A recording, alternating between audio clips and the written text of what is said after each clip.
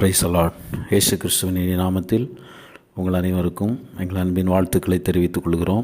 இந்த நாளிலும் நம்முடைய சிந்தனைக்கு ஆதாரமாக அப்போஸ்தலர் நடவடிக்கைகளின் புஸ்தகம் அதனுடைய 8வது அதிகாரம் அதனுடைய 8வது வசனத்தை நம்ம பார்க்கும்போது அதில் என்ன சொல்லப்பட்டிருக்குன்னா, அந்த பட்டணத்திலே மிகுந்த சந்தோஷம் உண்டாயிற்று அப்படின்னு சொல்லப்பட்டிருக்கு.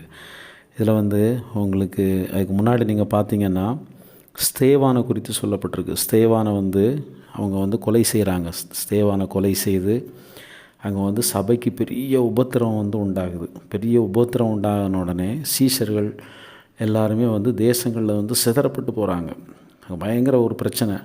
அந்த பவுலினுடைய காரியத்தை பற்றி சொல்லப்பட்டிருக்கு. அப்பொழுது சவுல் அந்த ஸ்தேவானை கொலை செய்கிறதற்கு அந்த சவுலும் சம்மதித்திருந்தான்னு சொல்லப்பட்டிருக்கிறது.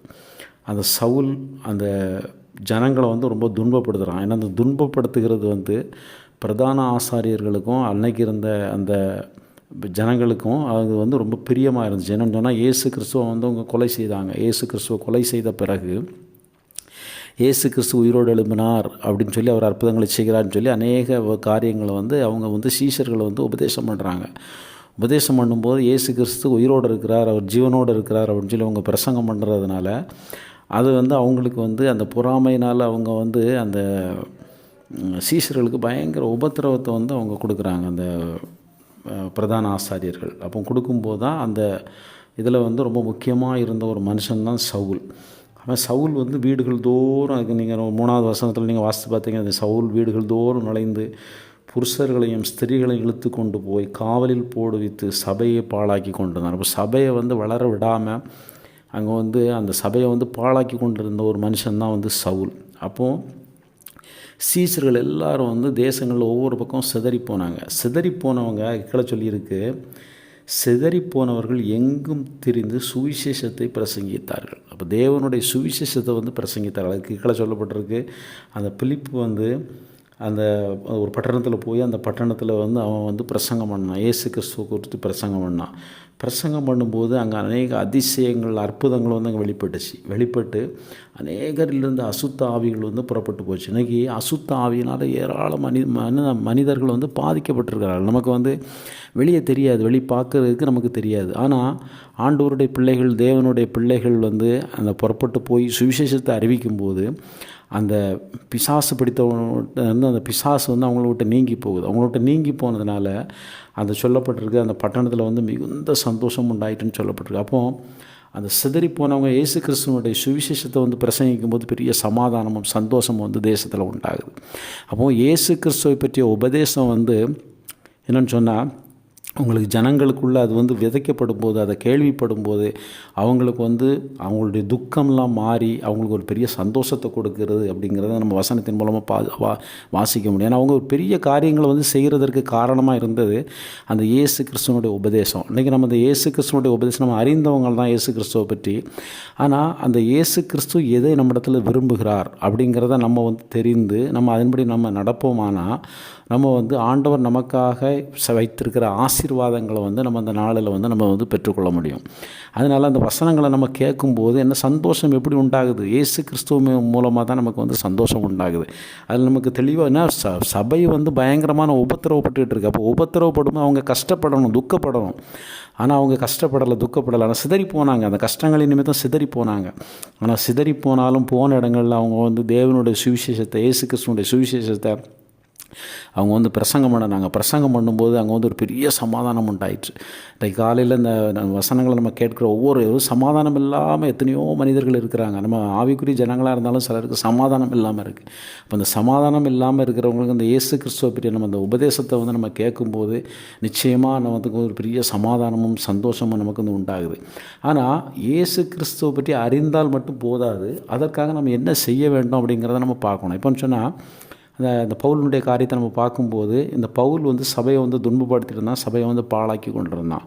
இந்த பாழாக்கி கொண்டு இருக்கும்போது இவன் திருப்பி அவன் தமஸ்குவுக்கு நேராக பிரதான ஆசாரியர்கள்ட்ட அவன் நிருபங்களை வாங்குகிறான். நிருபங்களை வாங்கி இந்த மார்க்கத்தை பின்பற்றுறவங்களுக்கு, இயேசு கிறிஸ்துவனுடைய மார்க்கத்தை பின்பற்றுறவங்களுக்கு உபத்திரவத்தை கொடுக்கறதுக்காக, அவங்கள பிடித்து கொண்டு சிறைச்சாலையில் போடுவதற்காக அவன் பிரதான ஆசாரியர்களிடம் அவன் அதிகாரம் லெட்டர் வாங்கிட்டு அவன் தமஸ்குவுக்கு நேராக புறப்பட்டு போனான்னு சொல்லியிருக்கு.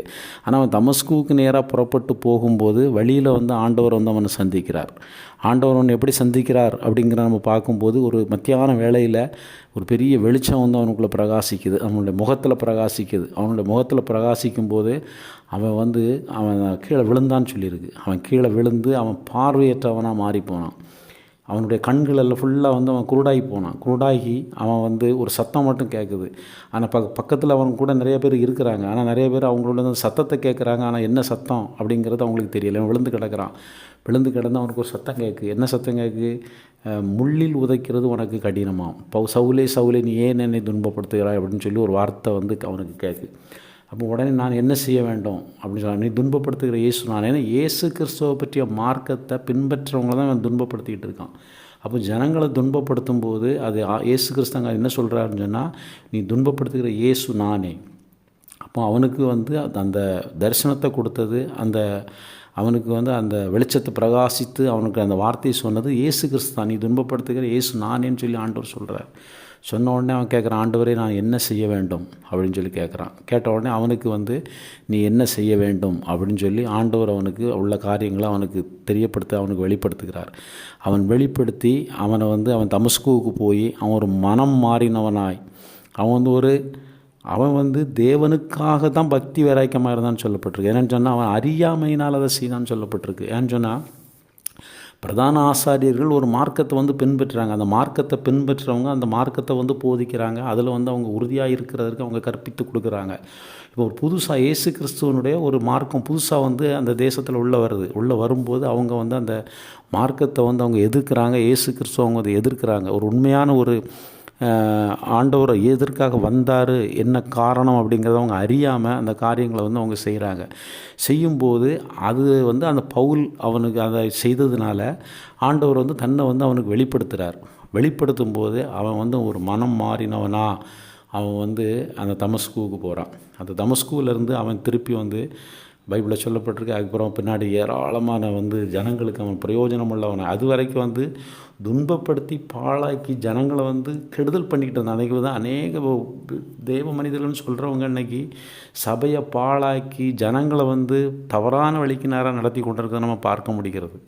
ஆனால் அது ஒரு சரியான ஒரு மனம் திரும்புதல் அவனுக்குள்ளே வரும்போது அவன் மூலமாக ஏராளமான ஜனங்கள் அவங்க நன்மை பெற்றாங்க. தேவனை அறிந்து கொண்டாங்க. பெரிய ஏராளமான சபைகளை உருவாகிறதுக்கு ஒரு காரணமாக இருந்தான். பைபிளில் அநேகரை பரலோக ராஜ்யத்துக்கு நேராக, ஒரு பரிசுத்தத்துக்கு நேராக, ஒரு மேன்மையான ஒரு பாதைக்கு நேராக வழி நடத்துகிறதுக்கு அவன் ஒரு காரணமான ஒரு மனுஷனை அவன் மாற்றப்பட்டான். அதே போல் அன்றைக்கி காலையில் நம்ம அந்த வசனத்தை கேட்குற நாம் அது இயேசு கிறிஸ்துவினுடைய உபதேசம் நமக்குள்ளே வரும்போது நம்ம நிச்சயமாக நம்ம மற்றவர்களுக்கு பிரயோஜனம் உள்ளவர்களாய், மற்றவர்களைனா அந்த பிலிப்பு அந்த பட்டணத்தில் பிரவேசிக்கும்போது அந்த பட்டணத்தில் ஒரு பெரிய சந்தோஷம் உண்டாயிற்று. அதே போல் நாமும் தேவனுடைய வார்த்தைகளை கேட்டு அதை மற்றவர்களுக்கு சொல்லும்போது அதை கேட்குறவங்களுக்கு மற்றவங்களுக்கு ஒரு பெரிய சந்தோஷமும் மகிழ்ச்சியும் நிச்சயமாக நம்ம மூலமாக கிடைக்கும். அந்த வார்த்தையை கேட்குற நம்ம ஒவ்வொருவரும் அந்த தேவனுடைய வார்த்தைகளை நம்ம ஏற்றுக்கொண்டு அதை மற்றவங்களுக்கு சொல்ல நம்ம பிரயாசப்படுவோம். நிச்சயமாக ஆண்டவர் நமக்கு பெரிய ஆசீர்வாதத்தையும் சந்தோஷத்தையும் சமாதானத்தையும் நிச்சயமாக நமக்கு தருவார். ஜெபம் பண்ணுவோம். எங்களை நேசிக்கிற நல்ல ஆண்டவரே, இந்த அருமையான நேரத்துக்காக நாங்கள் உமக்கு நன்றி செலுத்துகிறோம். ஒரு அருமையான வார்த்தையை கேட்டோம். பிலிப்பு அந்த பட்டணத்தில் பிரவேசித்து அவன் சுவிசேஷத்தை பிரசங்கித்த போது அந்த பட்டணத்தில் மிகுந்த சந்தோஷம் உண்டாயிற்றுன்னு சொல்லப்பட்டிருக்கிற ஆண்டவரே, அநேக துன்பங்கள் பாடுகளின் வழியாய் நடந்த ஒரு அப்போஸ்தலர்கள் தான் அந்த நெருக்கங்கள், அந்த சூழ்நிலைகளில் அவங்க போய் அவங்க சுவிசேஷத்தை பிரசங்கிக்கும் போது அவங்களுக்கு மட்டுமல்ல அந்த தேசத்திற்கும் ஒரு பெரிய சந்தோஷமும் சமாதானமும் உண்டாச்சு என்று நாங்கள் வேதத்தில் பார்க்கிறோம். அதே போல் அப்போஸ்தலனாகிய பவுல் அவன் அறியாமையினாலே அவன் ஜனங்களை அவன் தேவனுடைய ஜனங்களை துன்பப்படுத்தி கொண்டிருந்தான். ஆனால் அவன் ஒரு மனம் மாறுதலுக்குள்ளே வரும்போது அவன் அநேக ஜனங்களுக்கு பிரயோஜனமாய், அநேக ஜனங்களுக்கு ஆசீர்வாதமாய், அநேக ஜனங்களை தேவனுக்கு நேராக வழிநடத்தக்கூடிய ஒரு மனுஷனாக மாற்றப்பட்டான். இந்த காலையில் நாங்கள் இந்த வார்த்தையை கேட்குற நாங்கள் எங்களுடைய வாழ்க்கையிலே அந்த இயேசு கிறிஸ்துவை நாங்கள் சார்ந்து அதை பின்பற்றி ஒரு பெரிய சந்தோஷத்தையும் சமாதானத்தையும் நாங்கள் பெற்றுக்கொண்டு அதை மற்றவர்களுக்கும் அந்த சந்தோஷத்தை நாங்கள் பகிர்ந்து கொடுக்கக்கூடிய நல்ல கிருபைகளை எங்களுக்கு தாங்க. இயேசுவின் நாமத்திற்கு கேட்கும் ஜீவனுள்ள நல்ல பிதாவே, ஆமென்.